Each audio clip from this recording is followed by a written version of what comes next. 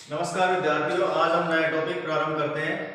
भारत का अपवाह तंत्र, ड्रेनेज सिस्टम की आज हम बात करेंगे, जिसमें नदी को शामिल किया जाता है, झीलों को शामिल किया जाता है, वाटरफॉल्स यानी जल प्रपातों को क्या किया जाता है, शामिल किया जाता है। तो आज हम अध्ययन करेंगे किसका, नदियों का ड्रेनेज सिस्टम।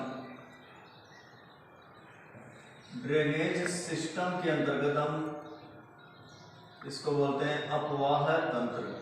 इस अपवाह तंत्र के अंतर्गत हम 3 बिंदुओं का अध्ययन करेंगे निम्न प्रकार से। सबसे पहले हम पढ़ेंगे भारत की नदियां, रिवर्स ऑफ इंडिया, नदियों की हम बात करेंगे। नदियों के बाद हम पढ़ेंगे झीलें, लेक्स ऑफ इंडिया, भारत की झीलें। और उसके बाद हम पढ़ेंगे अंतिम रूप से इस टॉपिक में जलप्रपात, वाटरफॉल्स। 3 बिंदुओं का इस टॉपिक के अंतर्गत हम अध्ययन करेंगे अपवाह तंत्र के अंतर्गत। सबसे पहले हम पढ़ेंगे भारत की नदियां, river of India, lakes of India, Bharat की झीलें, और वाटरफॉल्स ऑफ इंडिया, भारत के प्रमुख जलप्रपातों का हम क्या करेंगे, अध्ययन। सबसे पहले हम बात करेंगे भारत की नदियों का। भारत की नदियों के संदर्भ में हम बात करें तो सबसे पहले हम बात कर लेते हैं भारत की नदियों के संदर्भ में अपवाह तंत्र। अपवाह तंत्र, अपवाह तंत्र क्या होता है, अपवाह तंत्र किसको कहते हैं। सबसे पहले कुछ प्रमुख तथ्यों के बारे में हम अध्ययन करेंगे। अपवाह तंत्र किसको कहते हैं, तो जल का एक जो निश्चित भाग होता है, जल का एक निश्चित धारा, जल की एक निश्चित धारा जहां से नदी क्या होती है, प्रवाहित होती है, जल के एक निश्चित प्रवाह को क्या बोलते हैं, अपवाह कहते हैं। क्या कहते हैं, अपवाह। जल के एक निश्चित प्रवाह को क्या कहा जाता है, अपवाह। और इसी प्रकार की अपवाह है, इसी प्रकार के अपवाहों का जो तंत्र होता है उसको क्या बोलते हैं, अपवाह तंत्र। इसी प्रकार के धाराओं के जो एक तंत्र सिस्टम बनता है उसको क्या बोलते हैं, अपवाह तंत्र कहा जाता है। इसके बाद हम बात करते हैं नदी की। नदी किसको कहेंगे, तो नदी किसको कहते हैं, तो प्राकृतिक रूप से स्थल पर जो जल धारा प्रवाहित होती है उसको क्या बोलते हैं, रिवर कहते हैं, नदी कहते हैं। क्या कहते हैं, नदी या रिवर। इसके बाद हम बात करते हैं नदी द्रोणी की। नदी द्रोणी जिसको बोलते हैं रिवर बेसिन। नदी द्रोणी क्या होती है, तो नदी द्रोणी बोलते हैं जब छोटी नदी द्रोणी, या इसको क्या बोलते हैं, रिवर बेसिन। तो बड़ी नदियों का जो अपवाह क्षेत्र है, बड़ी नदियों के अपवाह क्षेत्र को क्या कहा जाता है भाई, नदी द्रोणी कहा जाता है। क्या कहा जाता है, नदी द्रोणी। और एक आता है जल संबर। जल संबर, जल संबर किसे कहते हैं, जो इसको बोलते हैं जल विभाजन। छोटी नदियों का जो अपवाह क्षेत्र है उसको क्या बोलते हैं, जल संबर। और बड़ी नदियों के अपवाह क्षेत्र को क्या बोलते हैं, नदी द्रोणी। और जब एक निश्चित दिशा में जल का प्रवाह हो रहा है उसको क्या बोलते हैं, अपवाह। और ऐसे कई प्रवाहों को मिलकर क्या बोलते हैं, अपवाह तंत्र। और नदी किसे कहते हैं, रिवर। जब स्थल भाग पर प्राकृतिक जल धारा प्रवाहित होती है तो उसको क्या बोलते हैं, नदी कहा जाता है। अब भारत की नदियों को हम 2 भागों में बांटकर अध्ययन करेंगे। भारत की जो नदियां हैं उसको कितने भागों में डिवाइड करके अध्ययन किया जाता है, तो प्रमुख रूप से 2 भागों में इसको विभाजित किया जाता है। 2 विभाग कौन कौन से हैं उसकी हम बात कर लेते हैं। पहला भाग उत्तरी भारत, या ये कह सकते हैं हिमालय से निकलने वाली नदियां। हिमालय से निकलने वाली नदियां।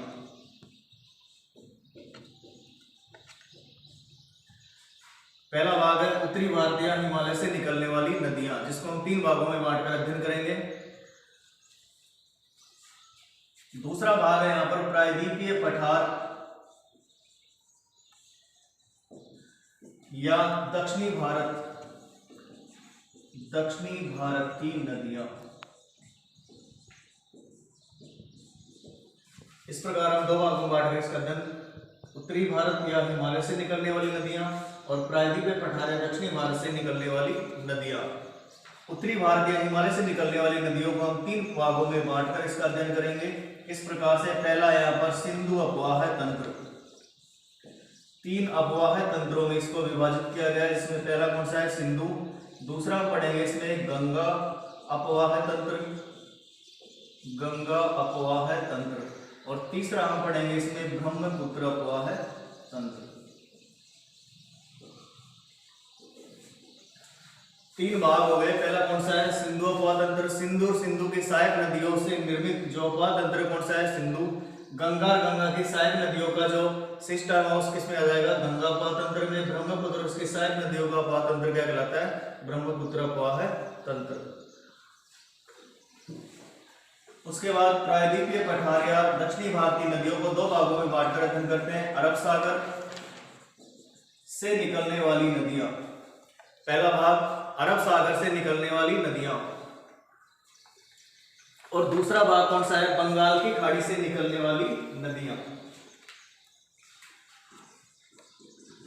बंगाल की खाड़ी से निकलने वाली नदियां। इस प्रकार हम नदियों का वर्गीकरण अध्ययन करेंगे। उत्तरी भारत या हिमालय से निकलने वाली नदियां, जिसको हमने तीन भागों में डिवाइड किया है। सिंधु अपवाह तंत्र, सिंधु सिंधु की सहायक नदियों से निर्मित। गंगा अपवाह तंत्र, इसमें गंगा और गंगा की सहायक नदी आ जाएगी। ब्रह्मपुत्र अपवाह तंत्र, ब्रह्मपुत्र उसकी सहायक नदियां इसमें शामिल होगी। और दूसरा जो प्रकार है टाइप्स है प्रायद्वीपीय पठार या दक्षिणी भारत की प्रमुख नदियां, जिसको हम दो भागों में बांटकर अध्ययन करेंगे। अरब सागर से निकलने वाली नदियां और दूसरा है बंगाल की खाड़ी में गिरने वाली नदियां। इसके बाद हम बात करते हैं सबसे पहले सिंधु अपवाह तंत्र की, जिसमें सिंधु और सिंधु की जो पंच नदियां है, 5 नदियां है, उनका हम सबसे पहले वर्गीकरण करते हैं। सबसे पहले सिंधु अपवाह तंत्र। सिंधु अपवाह तंत्र। सिंधु जो अपवाह तंत्र है उसमें सबसे पहले जो सबसे प्रमुख नदी है वो है सिंधु। जो मुख्य नदी है वो कौन सी है, सिंधु नदी। सिंधु नदी का ऋग्वेद में सर्वाधिक बार 7 बार उल्लेख किया गया है, और जो सबसे पवित्र नदी मानी जाती है वो कौन सी मानी जाती है, सरस्वती नदी। और सिंधु नदी का जो प्राचीन नाम है वो है इंडस रिवर। सिंधु नदी को क्या बोलते हैं, इंडस रिवर। सिंधु नदी का सर्वाधिक बार ऋग्वेद में उल्लेख मिलता है। सबसे पवित्र नदी कौन सी मानी गई थी पहले, तो सरस्वती नदी। अब बात कर लेते हैं सिंधु नदी की।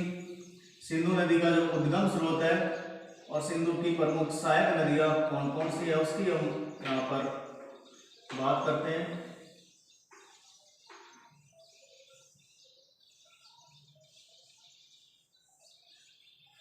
सिंधु जो नदी है उसका उद्गम तो कहां से होता है, सिंधु की 5 सहायक नदी का उद्गम तो कहां से होता है, भारत से, लेकिन जाति कहां है, पाकिस्तान। ये उसी तरह जाती है जिस प्रकार से सानिया मिर्जा की तरह है सिंधु नदी भी, जो निकलती तो कहां से है, भारत से, और जाती कहां है, पाकिस्तान में। तो सिंधु जो नदी है कहां से निकल रही है, तो यहाँ पर एक तिब्बत देश है, तिब्बत देश में एक हिमनद है जिसका नाम है बोखरचू हिमनद। कौन सा हिमनद है, बोखरचू हिमनद, तिब्बत में स्थित है। इस तिब्बत में इस नदी को, इस सिंधु नदी को या इस हिमनद को क्या नाम दिया जाता है, सिंगी खम्बान। और इस हिमनद की जो आकृति है वो कैसी है, शेर के मुख के समान। इस कारण इसको नाम दिया जाता है शेर मुख हिमनद। तो नदी का प्रारंभिक स्रोत कौन सा है, उद्गम स्रोत कौन सा है, तो तिब्बत में है बोखरचू।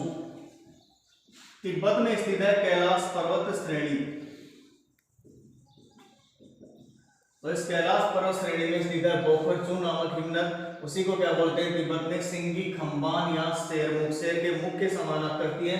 इसके बाद ये तिब्बत में प्रवाहित होती हुई नदी और भारत में प्रवेश करती है। और भारत में कहां से प्रवेश करती है, तो एक स्थान है दमचौक जम्मू एंड कश्मीर में, लेकिन वर्तमान में क्या है, लद्दाख में। तो दमचौक से भारत में क्या कर रही है, प्रवेश करती है। दमचौक से भारत में प्रवेश करती है कौन सी नदी, सिंधु नदी। दमचौक में यहां से प्रवेश करने के बाद, और यहाँ पर मैंने आपको हिमालय पर्वत में बताया था, ट्रांस हिमालय में यहाँ पर एक श्रेणी है जास्कर और एक कौन सी है, लद्दाख। सबसे ऊपर है काराकोरम, फिर है लद्दाख, जास्कर। तो 2 पर्वत श्रेणी यहाँ पर, एक तो कौन सी है, लद्दाख, और एक श्रेणी यहाँ पर जास्कर। दूसरी श्रेणी कौन सी यहाँ पर, जास्कर।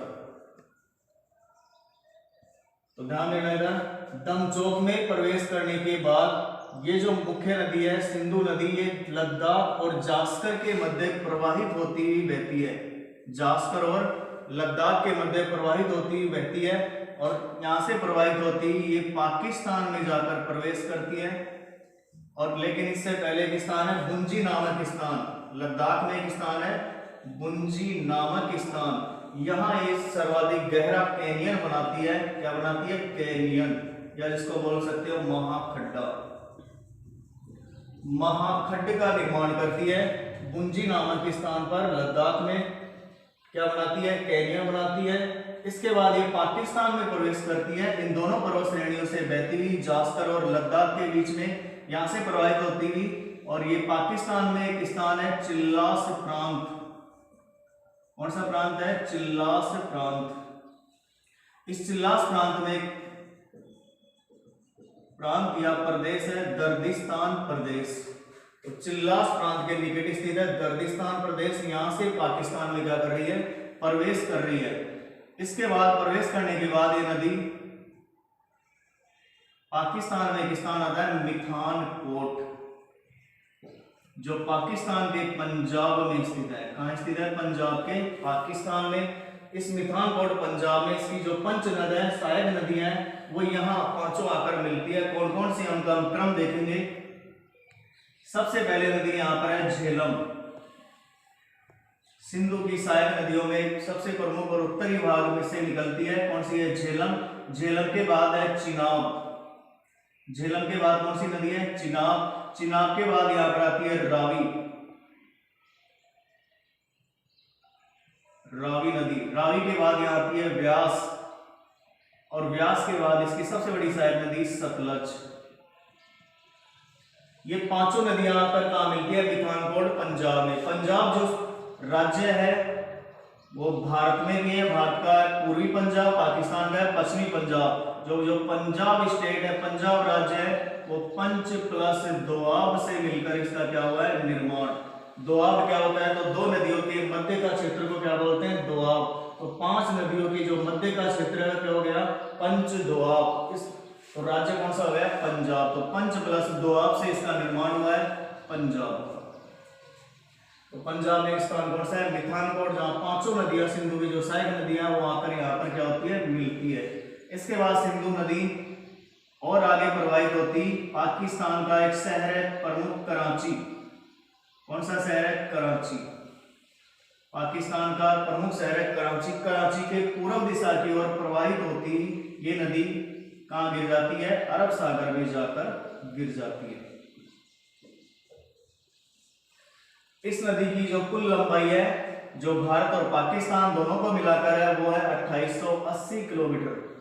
कुल लंबाई कितनी है? 2880 किलोमीटर। और भारत की बात की जाए तो भारत में कितनी प्रवाहित होती है? तो 1114 किलोमीटर। वापस देख लेते हैं पुनः। हम पढ़ रहे हैं सिंधु का अपवाह तंत्र, जिसमें मुख्य नदी कौन सी है? सिंधु। सिंधु नदी है कहां से निकल रही है? तिब्बत देश। तिब्बत देश में स्थित है कैलाश पर्वत श्रेणी, और यहाँ पर स्थित है बोखरसू हिमनद। उसी को तिब्बत में क्या बोलते हैं? सिंगी खंबान या शेरमुख हिमनद। तिब्बत में प्रवाहित होने के बाद ये भारत की ओर प्रवेश करती है। भारत में लद्दाख में एक स्थान है दमचौक। दमचौक से भारत में क्या करती है भाई? प्रवेश करती है। प्रवेश करने के बाद दो प्रमुख पर्वत श्रेणी है जास्कर और लद्दाख। इस जास्कर और लद्दाख के बीच में प्रवाहित होती हुई यहाँ पर एक स्थान आता है बुंजी। बुंजी नामक स्थान में क्या बनाती है? कैनियन बनाती है, या इसको बोलते हैं महाखड्डा। तो लद्दाख और जास्कर पर्वत श्रेणी के बीच में बहती पाकिस्तान में प्रवेश करती है चिल्लास नामक प्रांत के निकट है दर्दिस्तान प्रदेश से। यहाँ प्रवेश करने के बाद पाकिस्तान में प्रवाहित होती एक स्थान आता है मिठानकोट, जो पाकिस्तान वाले पंजाब में स्थित है। यहाँ इसकी पांचों सहायक नदियां, जिनको बोलते हैं पंचनद, ये पंचनद नदियां मिठानकोट पंजाब में आकर इसे मिल जाती है, जिनका क्रम इस प्रकार से है: झेलम नदी, चिनाब नदी, रावी नदी, व्यास नदी और सतलज नदी। पांचों यहाँ मिलने के बाद सिंधु नदी आगे प्रवाहित होती कराची शहर के पूर्व की ओर प्रवाहित होती कहाँ गिर जाती है? अरब सागर में। जिसकी कुल लंबाई कितनी है सिंधु नदी की? 2880। और भारत में कितनी प्रवाहित होती है? तो 1114 किलोमीटर। इसके बाद हम बात करते हैं सिंधु का सिंधु जल समझौता। सिंधु नदी के विवाद को खत्म करने के लिए सिंधु जल समझौता किया गया 1960 में। सिंधु जल समझौता कब किया गया? तो 19 सितंबर 1960 को ये भारत और पाकिस्तान के मध्य इस विवाद को खत्म करने के लिए सिंधु जल समझौता किया गया। किस किस के मध्य? तो भारत और पाकिस्तान, भारत वर्सेज पाकिस्तान। तो भारत और पाकिस्तान के मध्य सिंधु जल समझौता किया गया 19 सितंबर 1960 को, जिसकी मध्यस्थता किसने की थी? तो रूस ने। किसने की थी? रूस ने। वर्तमान में रूस और यूक्रेन का क्या चल रहा है? महायुद्ध चल रहा है, तीसरे विश्व युद्ध की ओर है। तो भारत और पाकिस्तान के मध्य कौन सा समझौता हुआ? सिंधु जल समझौता। इस समझौते की मध्यस्थता किसने करवाई? रूस ने। और ये कहां पर हुआ? कौन से शहर में? तो कराची शहर में इसकी क्या हुई? समझौता हुआ, मध्यस्थता हुई। इस समझौते के अंतर्गत भारत और पाकिस्तान की नदियों के जल का बंटवारा किया गया, जिसमें भारत को 3 नदियों का जल का क्षेत्र दिया गया। कौन कौन सी है? सतलज, रावी और व्यास। इन 3 नदियों के जल का उपयोग कौन करेगा? भारत। और पाकिस्तान की 3 नदियां सिंधु, झेलम और चिनाब। पाकिस्तान इन 3 नदियों के जल का क्या कर सकेगा? उपयोग। ऐसा समझौते में हुआ पाकिस्तान सिंधु, झेलम, चिनाब नदियों के जल का उपयोग कर सकेगा। भारत सतलज, रावी, व्यास नदियों के जल का क्या कर सकता है? उपयोग। और भारत केवल इसमें 20% ही जल का उपयोग कर सकता है। ये समझौते में कहा गया था कि भारत केवल और केवल इस 5 नदियों के जल का कितना प्रतिशत? 20% इस जल का उपयोग कर सकता है। तो ये क्या था? सिंधु जल समझौता 19 सितंबर 1960 को हुआ भारत पाकिस्तान के मध्य। रूस ने इसमें मध्यस्थता करवाई। और कहां पर हुआ? तो कराची में हुआ है समझौता भारत पाकिस्तान के मध्य। इस समय भारत के जो पीएम थे वो कौन थे? पंडित जवाहरलाल नेहरू। और पाकिस्तान की ओर से समझौता करने वाले थे पाकिस्तान के राष्ट्रपति अयूब खान। कौन थे? पाकिस्तान के राष्ट्रपति अयूब खान। 3 नदियां सतलज, रावी, व्यास। इन तीनों नदियों के जल का उपयोग भारत करेगा। सिंधु, झेलम, चिनाब नदियों के जल का उपयोग कौन करेगा? पाकिस्तान। और भारत केवल इन तीनों नदियों के जल का कितना प्रतिशत उपयोग कर सकता है? तो मात्र 20%। ये हमने बात कर ली सिंधु नदी की। सिंधु नदी का उद्गम स्रोत, सिंधु नदी की सहायक नदियां और सिंधु जल समझौता। अब हम बात कर रहे हैं दूसरी नदी का। हम क्रम से इनका विभाजन करते हैं, अध्ययन करेंगे। अब इस बात करते हैं झेलम नदी की। किसकी? झेलम।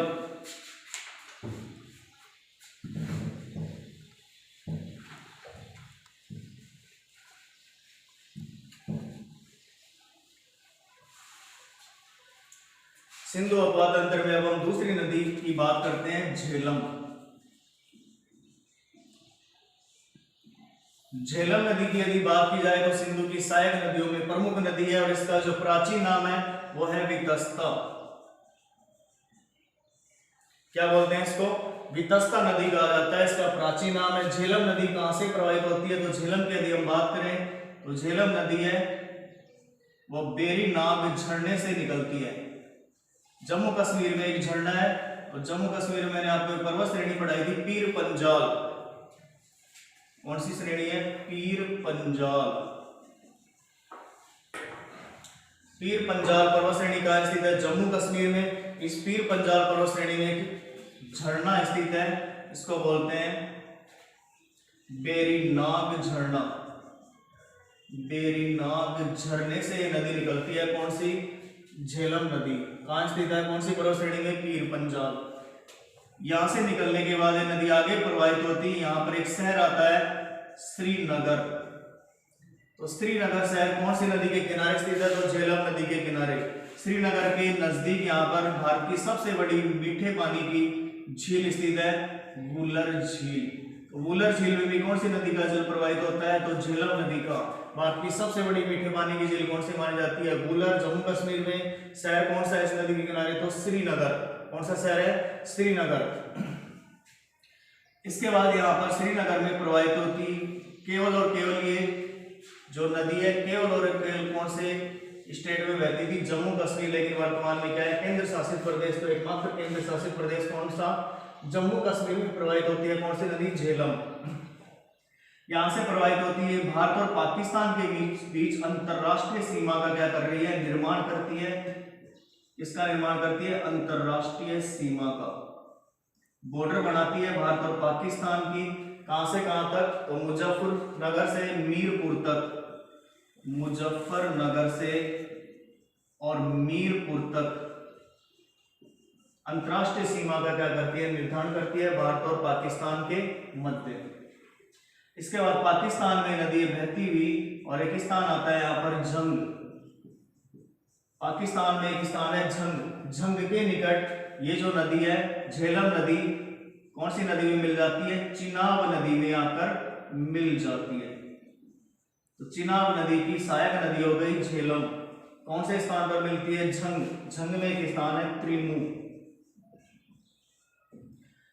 पाकिस्तान के झंग के निकट एक त्रिमू नामक स्थान है। इस स्थान पर चिनाब नदी में आकर मिल जाती है झेलम नदी, जो कहां से निकल रही है, बेरी नाग झरने से, जम्मू कश्मीर में पीर पंजाल पर्वत श्रेणी पर स्थित है। इसी नदी के किनारे श्रीनगर शहर स्थित है। इसी नदी का जल जाता है वुलर झील में। और पाकिस्तान में भारत और पाकिस्तान की क्या बना रही है, अंतरराष्ट्रीय सीमा मुजफ्फरनगर से मीरपुर के मध्य।